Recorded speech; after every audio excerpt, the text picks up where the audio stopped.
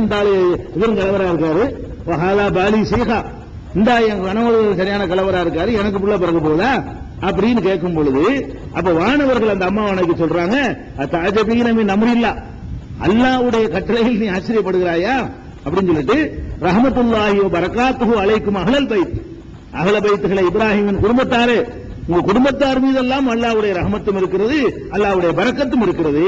இன்னஹு ஹமீதுன் மஜீத், அவன் புகழுக்குரியவன், அவன் மதிப்பு மிக்கவன் என்று அவங்கள பாராட்டினாங்க இல்லையா?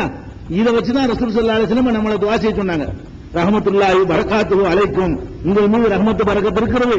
இதே ஹமீது மஜீத் தான் வரும். அதுல இதுல நம்ம ஓதுற ஸலவாத்துல அல்லாஹும்ம ஸல்லி அலா முஹம்மதின் வாலா ஆலி முஹம்மதின் கமா ஸல்லைத அலா இப்ராஹீம் வாலா ஆலி இப்ராஹீம் இன்னக ஹமீதுன் மஜீத்.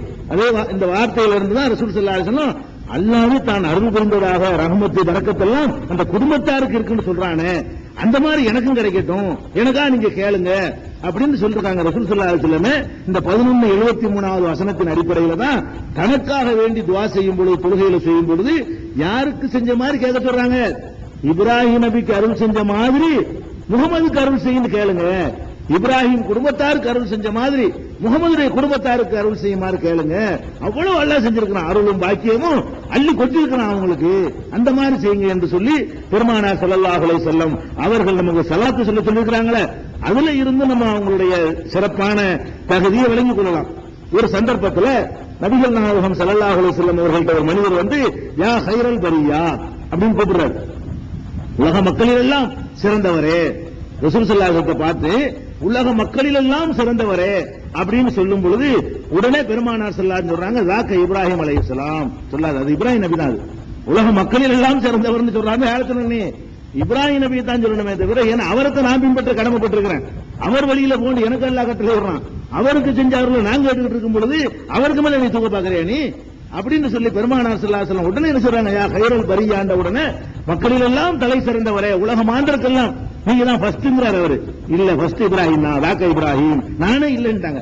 அவங்க உலக நபியா இருக்கலாம், வேறு சில தகுதிகளை எல்லாம் கொடுத்திருக்கிறான். டோட்டல்ல யாரு மேலன்னு பாத்தீங்கன்னா ரசூல் ஸல்லல்லாஹு அலைஹி வஸல்லம் வாயினால பார்த்தாலும் சரி, குர்ஆன்ல இருந்து பார்த்தாலும் சரி, இப்ராஹிம் நபி தான். அதுக்கு மேல ஒண்ணும் வைக்கவே முடியாது, அவ்வளவு பெரிய அந்தஸ்து அவருக்கு. எப்படிங்க கலீல் ஆக்கிட்டாங்க அல்லாஹ்? யாருங்க கலீல் ஆக்குனா? அல்லாஹ் அவரை கலீலுங்கிறான். கலீல்னா என்ன? ஃப்ரெண்ட், நண்பன். கடவுளுக்கு மனுஷன் நண்பன் ஆக முடியுமா? குர்ஆன்ல எவ்வளவு பேர் அல்லாஹ் சிலாயித்து சொல்றான், யாரையாச்சும் நண்பன் இருக்கானா?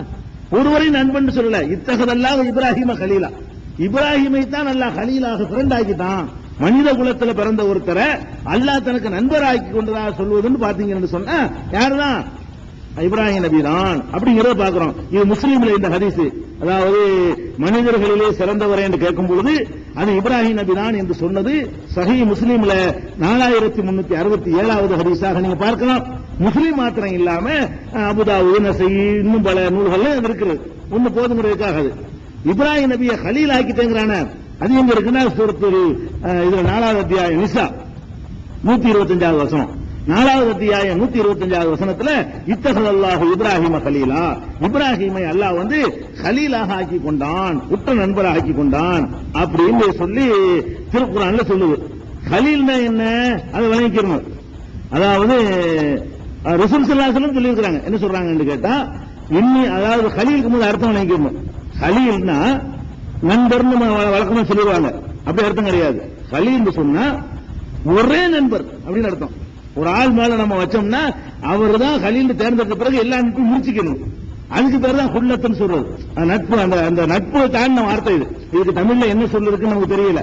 கலீல் என்ற அந்த அரபு சொல்லுக்கு என்ன அர்த்தம்னா, கலீல்னு எனக்கு இவர் கலீல்னு சொன்னா மத்த யாருமே இல்ல, மத்த எல்லா நட்பையும் இவர் தான் எல்லாமே. அப்படி இரண்டரை கலந்து விட்டு நட்பு இருக்கு பாருங்க, அதுதான் கலீல்னு சொல்லணும். அதான் அதுக்கு அர்த்தம் என்பதற்கு நபிகள் நாயகம் ஸல்லல்லாஹு அலைஹி வஸல்லம் அவங்களே என்ன செஞ்சிருக்காங்கன்னு கேட்டா ஒரு பொன்மொழியில சொல்றாங்க. அவங்க தன்னை கலீல்ங்கறாங்க. எப்படி சொல்றாங்கன்னு கேட்டா, இன்னி அபரவு இலல்லாஹி ஐயக்கூன லீ மின்கும் கலீலும், உங்கள ஒரு ஆளை நான் கலீலாக்கி கொள்வதை விட்டு நான் விலகிக் கொள்கிறேன். உங்கள ஒரு ஆளை நான் கலீல், சாதாரண நட்பு இருக்கலாம், கலீல் என்ற உயிர் நண்பன் வச்சுக்கிறேன். அப்படி நம்ம தமிழ்ல வார்த்தை கிடைக்காதனால அப்படி போட்டுக்கிறோம், உயிர் நண்பன். உங்களில் உயிர் நண்பராக ஒருவரை எடுத்துக் கொள்வதை விட்டும் நான் விலகிக் கொள்கிறேன்.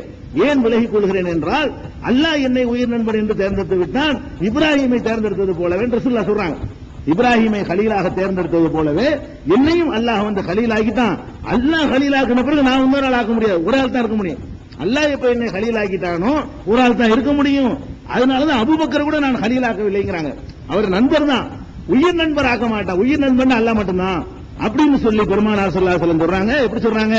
இத்தகவனி இன்னல்லாஹ தஆலா கதித்தகவனி கலீலா, அல்லாஹ் என்னை கலீலாக தேர்ந்தெடுத்துக் கொண்டான். கமத்தகவ இப்ராஹிம கலீலா, இப்ராஹிமை உற்ற நண்பராக ஆக்கியது போல என்னையும் தேர்ந்தெடுத்துக் கொண்டான். உலகு குந்து முத்தகிதம் மின் உம்மத்தி கலீலன், என் சமுதாயத்தில் யாரையாவது நான் கலீலாக ஆக்கிக் கொள்வதாக இருந்தால் லெத்தகல்து அபூபக்கரின் கலீலா, அபூபக்கரை கலீலாக்கி இருப்பேன். ஆக்க முடியாது. அல்லாஹ் நட்பாக்கிட்ட பிறகு, அல்லாஹ் கலீல் ஆக்கின பிறகு வேற ஆளை மறந்துடணும் என்ற காரணத்திற்காக சாதாரண நண்பர் அவர் வச்சுக்கிறேன் தவிர உற்று நண்பர்ங்கிற நிலையில என்ன ஆக்கிட்டான் ரசூலுல்லாஹ் சொல்றாங்க. அந்த வகையில் ரசூலுல்லாஹ்வுடைய வரலாறு ரெண்டாவது வருவோம். கலீலுக்கு அர்த்தம், கலீல்னா அவ்வளவு நெருக்கமான நட்பு. இந்த நட்பு வந்து அல்லாஹ் வைத்தது. அல்லாஹ் வந்து யார கலீலாக்கணும்னு சொல்லுவதுன்னு பார்த்தா குர்ஆன்ல சொல்லுவது இப்ராஹிம் நபியை சொல்கிறார். நபி ஸல்லல்லாஹு அலைஹி வஸல்லம் அவர்கள் ஆக்கினது வந்து அடுத்து வேதம் வந்து அதுல சொல்லப்படும், வேதம் வராத. அதனால ரசூல் ஸல்லல்லாஹு அலைஹி சொல்ல முடியும். ரசூல் ஸல்லல்லாஹு அலைஹி வஸல்லம் என்ன செய்றாங்க? என்னை இறைவன் கலீலாக்கி கொண்டான் என்று சொல்லி காட்டியிருக்கிறார்கள்.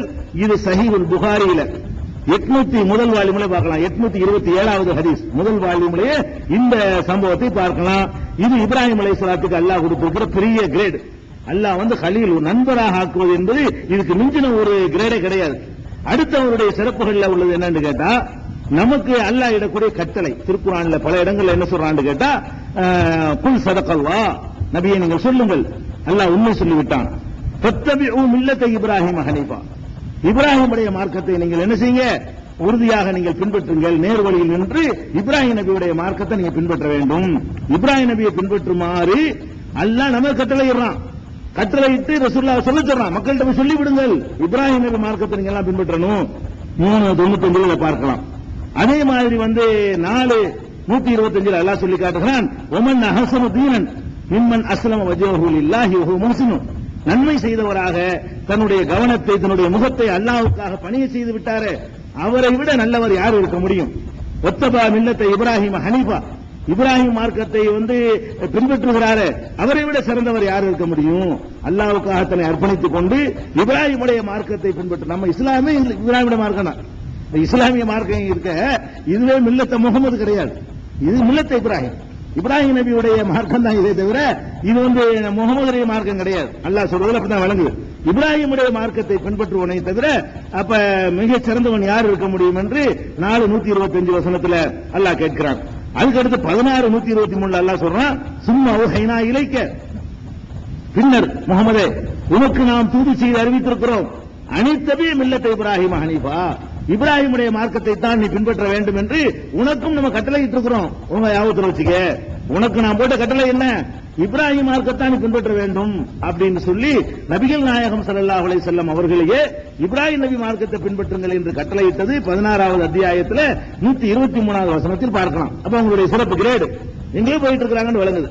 அது மாத்திரம் இல்லாம நபிகள் நாயகம் ஸல்லல்லாஹு அலைஹி வஸல்லம் சொல்றாங்க, மறுமை நாள்ல எல்லா மனிதர்களும் வந்து நிர்வாணமா எழுப்பப்படுவார்கள்.